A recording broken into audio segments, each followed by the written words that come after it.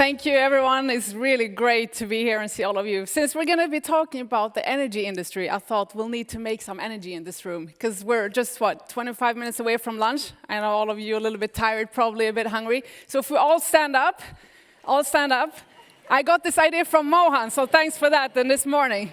So you jump, 5, 1, 2, 3, 4, 5. And then stretch. Fantastic, thank you very much. That's a bit of energy to start us off. Great. I need, though, to switch back to something a little bit more serious, right? And we spoke about the climate change. I hope you see the first picture. Thank you for that. It says that this time, here and now, the coming few years are the most important in our history. And why do we keep hearing that all the time? It's urgent, it's now, it's going to be too late otherwise. Yes, it's very serious messages, of course. But it's easy to understand that, actually, if you look into the numbers a little bit. You know that there are a few megatrends happening around us. There's nothing new. Climate change is happening. Temperature is increasing. And 196 nations came together in Paris 2015 to agree that together we will do everything it takes to limit global warming to 2 degrees. And for that to happen, we need to cut our emissions, and we need to cut them drastically. So what we need to do is cut them. Actually, we need to halve them every decade from 2020 to 2030. And everyone knows if you pick up an A4 paper, you cut it in half, and then you cut it in half again. The first cut is the largest, so that's going to make the most effort for us, basically. The good news is that it's becoming more and more cheap to actually deploy renewable energy, and that's great. So that's a big surge happening as well in parallel. You can read the rest, but yes, it's a serious message, and it's a lot that needs to be done in a short time frame. As average citizens of this world, this is what we speak about, and everyone has become electricity expert. At the dinner table, who talks about electricity bill? Today, it's far too high. Yes, it's terrible. And we also talk about potential cuts in the electricity grid. Why? Well, because there's simply not enough electricity to cater for the need right now. But if this can give you any comfort, I can at least tell you that in Sweden, we're far better off than in the rest of the world. We actually have quite a good and stable power grid. And Sweden is actually an exporter of electricity in Europe. We have become the largest exporter in the past year, actually. So even if we need to increase a lot, we have high electricity prices, it's still among the lowest electricity prices in Europe. If that comforts you anyway, I understand still that the electricity bills are high, I agree. So just to jump off to something very different, why am I standing here talking about the energy landscape? Well, 2 years ago, this is where I was. For 6 years, I lived in Dubai, in this beautiful landscape, minding my own business. I wasn't running my own business, I was minding my own business, but I was in the telecom sector, really happy. And then I thought to myself, maybe I'm getting too comfortable. You know, and it's hard not to be comfortable here, I can tell you. So I thought, no, I need to get out of my comfort zone. And what do you do when you get out of your comfort zone? You get to somewhere that's a little bit extreme, right? A little bit different from what you're used to. So I decided to come here, to Sweden. And of course, my family members were a little bit surprised at first. They have integrated now, I think after 2 years, they are okay. Still, it's hard to cope with the weather, but never mind, the weather is a problem. But we have something really good happening in Sweden instead, and that is, number one, we're really good at tech and innovation. I mean, just look at you all here. Isn't it fantastic that we have so much technology development, digitalization, and innovation happening? We're actually among the top in the world in terms of innovation. This year, Sweden dropped to number 3, but it's always among the top 3, always. And in terms of sustainability, we are leading globally the sustainability race. Isn't that something to be proud of?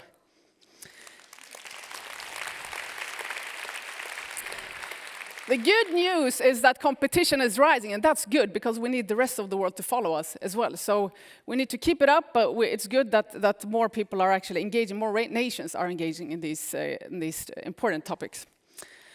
So the only thing I knew, or one of the few things I knew, at least, if I'm going to look out and do something different, is that I could see that everything is being electrified. We're not only talking about electrical vehicles. By the way, how many has an electrical vehicle today? Or a hybrid? Hybrid is included. Good. Great. But it's not only electrical vehicles. We're talking about heavy trucks. We're talking about the airline industry getting electrified. We're talking about sea transportation. And not to forget the largest part that will need electrification going forward, that is industries. Industries are going from using gas and coal and oil to using green energy. And that's going to require a lot of electricity going forward.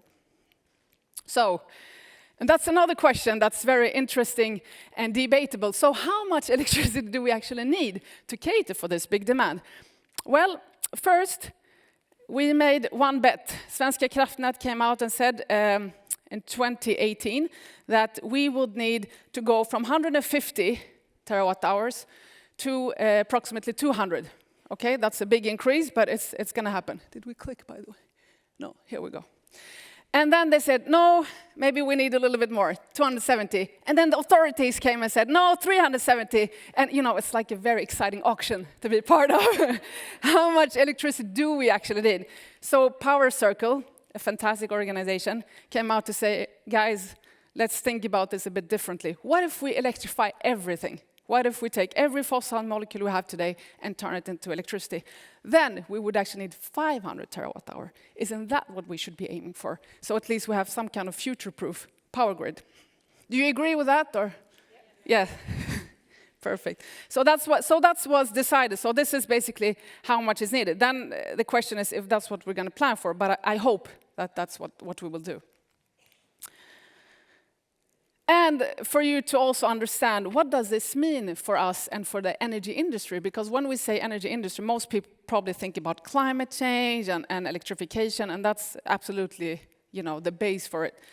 But this will imply quite drastic changes in how we work with energy and the power sector. And I hope that with this conversation you're going to hear more about today with the panel, that it will inspire you to maybe be part of it and think about it as a career path going forward. So this is the linear power system of today. It's very, very simple, straightforward. You have central production systems, whether it's nuclear power or water, which is very common in Sweden, thankfully, or other kind of central production. It's distributed through the power system and consumed by the end consumer. How it will look going forward is something completely different, though. This is how it's going to look like. A lot more distributed, where consumers also become producers. So the term prosumers has never been more relevant, probably. We have a lot of people investing in solar panels, so they can actually produce their own energy and pushing it back to the grid. We have a lot of people investing in energy storage because, you know, renewable energy is volatile. You never know when the sun will shine. Well, in Sweden, it never does anyway, but you know, you don't know when the wind will blow and how much it will blow. So it's very hard to predict. It's very hard to plan for it, to say that, you know, tomorrow we will need this much electricity, but how much are we actually going to get out of it? So that's why energy storage is also important, because you need to, it turns up predictability. So it's more complex, okay? And I'm not going to explain more about that, because I thought that instead of me explaining the details to you, I'm going to ask some experts to do that instead. I'm going to take help of a few experts to do that, and I hope that it will become a little bit more clear. What we're hoping for is really to inspire you to see the opportunities here. Because yes, we're starting off with some serious messages, and there's a lot to be done, but it also brings a lot of opportunities for us to see how we can actually do this change together. So I'm going to invite up on stage no one less than CEO for Power Circle, Johanna Lakso, and Yvonne Ruwaida, business developer at Vattenfall Distribution. Great. thank you so much for being here with me today. And as I said, you guys or girls are the real experts. So I'm going to start off by asking you, because I know they love going to work in the morning. I've seen that, actually. So how come you jump out of bed on Monday morning and run to work, Johanna? Well, inspires you? I would say it's because I love being in this transition and part of the solution. I really believe we can have a much, much more sustainable energy system. And for me, it's very important to feel that I am in a position where I can make impact on this. So you feel you're part of the change as well? Yeah. Solution. Great. Yvonne, how do you feel about this? It's a sector where I am actually learning something from my colleagues every day. It's a learning journey, and that's very, very fun. But also it's challenging because it's about problem solving, organizational, technical, also about how to make people go into the change. So it's a lot of challenge. I have to go up in the morning saying, I'm going to do this today. But of course, you're doing it for a good cause. You're doing it for having a more efficient energy system. And so you can reach a lot of goals like climate mitigation and better biodiversity. And also you want to work in a sector where we women are needed. Yeah, you told me on the backstage about curiosity, that to learn, that you love to be challenged, and you're learning something new every day. Yeah, I mean, it's really like I learn about people, about organization, about processes, about cybersecurity, net planning, operation. I mean, really, if you want to learn something, come into the energy sector, and you're needed, and your knowledge is also needed. And I have some young girls working with me, and I learn from them. So it's really a fantastic journey when you have this change going on in the sector. You need to think holistic. You need to have new competences, new abilities. Fantastic. And Johanna, Power Circle has made a lot of these slides, by the way. Thank you for that. What would you say in terms of going into the new energy or power system? Is enough being done? Is it going fast? Is it happening at all? And what's the state? Well, the current state? Yeah, I would say both yes and no on that question, because we definitely see a lot of interesting things happening right now. We have industries investing in hydrogen. We have development of virtual power plants. We have the solar and wind sector. We have consumers starting to share their energy. We have a battery revolution coming. A lot of digitalization happening. But I would say all of this is still in early phases and on small scales. And we are also, from my point of view, placing these new technologies into the old system. We haven't really started to rethink how we can use this and changing the system in a more profound way yet, though. No. So it means that there's a lot of opportunities left, right? It's not too late to jump into this change. Great. And Yvonne, you have actually been part of pushing into this new system. Can you tell us about your experience? Yeah, I've been working with innovation, for example, with flexibility, how both producers and consumers can be more flexible, so we can use existing resources and existing grid, existing energy system more efficient. So we have launched the first flexibility markets in Sweden. And I know, how could you participate in this flexibility market? Actually, all the assets you have at home could participate, because what's dimensioning the system is power. It's not energy. So if we can be more flexible with power, we can actually use the system more efficient and electrify faster, so that these solar renewable energy can come in faster, and so also you can have electrification of the cars and so on much faster. Right. And you've also worked with these challenges and questions on a European Union basis. Yeah. Can you mention? Being a pioneer is very fun, because then you are also an expert. And as an expert, I'm working on the European level with the EU DSO entity, all the grid companies in the European Union. And we are actually working now with a new regulation. So working with innovation, change management, and regulation. So it's exciting. Great. So, Johanna, you said that it's happening, the change is happening, but it's not going very fast. So what will be needed to accelerate the change then? What do we need to do? Yeah, there are of course several things that we need to do in order to make this happen. But if I pinpoint some points, I would say we really need to accelerate the digitalization of the power system. We have today, I don't think you're gonna believe me if I tell you this, but A lot of power grid companies don't know that there is a power shortage until someone calls them and tell them they don't have electricity at home. So there's a lot of digitalization that needs to be done. I have to repeat that. Did you hear what she said? So a lot of power grid companies don't know that there is an electricity cut unless someone calls to tell them that. Yeah. Amazing. So don't forget to call next time.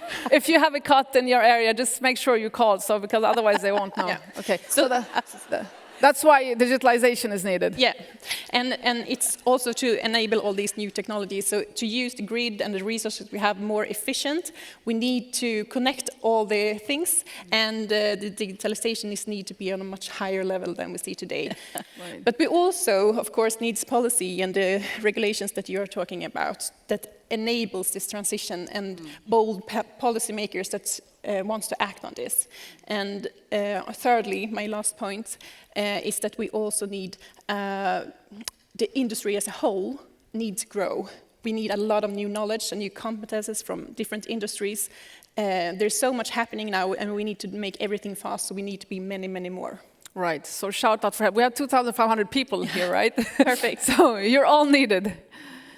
Great, and Yvonne, actually, I think most people believe that in order to actually be part of the energy industry, you need to be an engineer. Yeah. Is that true? I am an engineer. I'm a power system engineer, and I actually studied when I was 14. I just want to say, because I'm a nature girl, I'm coming from science. When I studied to become a power engineer, it was a journey, because I'm not a car-loving mechanical, but I think most people with just a science background and girls really would love the subject. It is a challenge, but knowing a little bit is good if you work in the sector, but you don't have to be a power engineer. You don't have to be an engineer. We need teachers. We need people with law competence. We need a lot of different abilities and project leading, change management. So today, for example, my company is taking in people as trainees who have other education than engineering education, because we really need this diversity. So I would say, yes, you don't need to be a power engineer or electrical engineer, but please read to become a power engineer or electrical engineer. And you can do it in the middle of life. I did that. I challenged my mind. I would say it was, I got younger, you know? Oh. Yeah. Okay. Because I was used to working with my brain in a different way. Now I had to challenge it, you know? Right. We need to connect you with, there was a lady talking about reverse aging before. Yeah. So you've actually practiced it. You've practiced it. So, amazing. But really, and you don't have to, I think many girls, they want to be perfect when they go in school. They want to be the best in every course. But you don't have to be the best. But just having some understanding about, I want to make advertisement about that. Yeah. Because it's really an interesting subject, and you're missing something if you don't go into this area. But you can work in the sector without having that competence. I want to say that too. Yeah. So it's not a bad thing to be an engineer, thanks God. But you don't have to. All right, great. Johanna, by the way, are you an engineer? Yes, I am. You're also an engineer. Okay. All right. Next time we'll bring in someone else. Yeah. All right. I'm usually hoping that I'm better at law and economics every day, but I'm an engineer, unfortunately. Then you can complement yourself with others. Good. So finally, then, what would you like the audience here to take away from this session? If we start with you, Johanna. Yeah, so I think one of the main points here is that the energy system is in a historical change. We haven't increased electricity this much for 50 years or more, and it's going to happen quite fast. So I think we're writing history right now, and there will be a lot of interesting opportunities in the sector moving forward, and very meaningful positions helping the climate change or combating the climate change, maybe. Right. So it wasn't only my 40-year crisis that brought me here. It's actually because we're writing history. Yeah. That's amazing. That's a great takeaway. And Yvonne? No, but it's really a sector with so many different abilities and competences needed, but now also you need new competences. So you need a competence of net planning traditionally, of building the grid, planning the grid, and making project for planning the grid, for example. But you also need a competence in new business models, in digitalization, in cybersecurity, in metering, in communication. I mean, it's so many parts within the energy sector, and it's an important sector. It's in a sector that's very, very critical to having the society that will, handle the climate issue, but also biodiversity. So it's really an important sector. And I was a little bit surprised that the sector, I mean, more and more women are coming in and so, but I still would say many rooms I am in are mostly men, but of course we have rooms with more women, and more are coming. We need to be in this sector because it's important, and it's actually a very good place to work in. Yeah. And I would say a lot of companies in Sweden, they really have good politics for people working, good conditions, a good salary also. Coming into this sector is good in many ways. So. Great. So we need to be more women. And good. I think many of you will remember that, right? So just ask Yvonne about her salary. You can become an electric engineer in the middle of your life. I promise you. That's great. You will be younger. Thank you. So you can stay here. I want to thank the panelists for fantastic insights to this. And I just want to give you one more thing in case you're interested. Again, Power Circle has fantastic information on their website. We're actually translating a lot of things into English so that more people can take this knowledge to them. This is how I started, actually. When I went from telecom to energy, I actually started off by reading some of the fact-based information on Power Circle's website because they're very simple to understand. So just to kick you out with that. And also a last message. Guys, this thing about climate change and energy and disruption, it's all exciting, but it can also be quite worrying. Even the AI part, right? I mean, what is ChatGPT going to do with us? Are we going to have any jobs? Are we going to be relevant in the future? Yes, there's a lot of, question marks around us. But if there's something we're going to remember, I think, before we die, is that to remember how much we actually enjoyed our lives and how fun it was. So don't forget to enjoy the ride as you do this. Thank you very much for today.